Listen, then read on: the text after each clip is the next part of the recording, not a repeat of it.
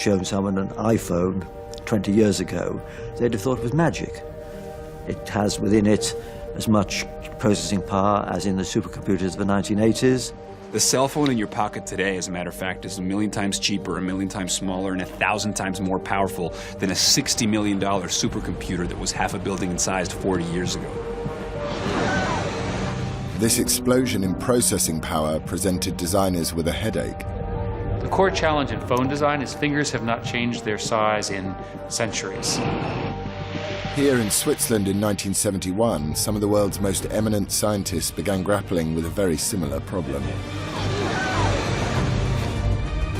CERN is dedicated to unlocking the secrets of the universe and was developing a massive new particle smasher, the Super Proton Synchrotron.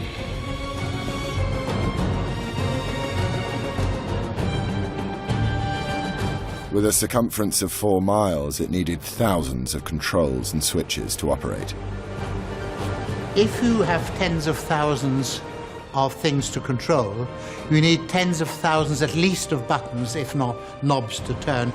10,000 is 100 times 100, and you begin to get a very large and confusing panel of buttons.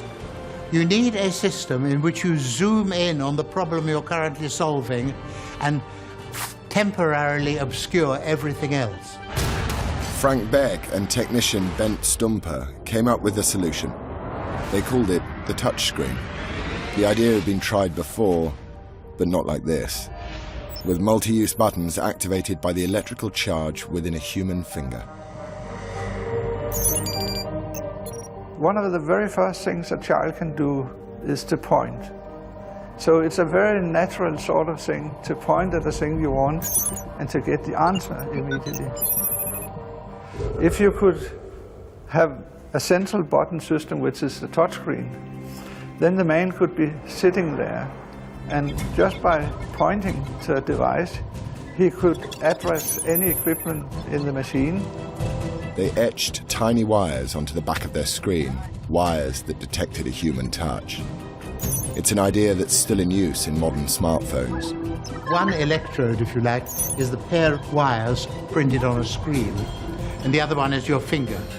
You bring a finger up to it and to complete the capacitive circuit.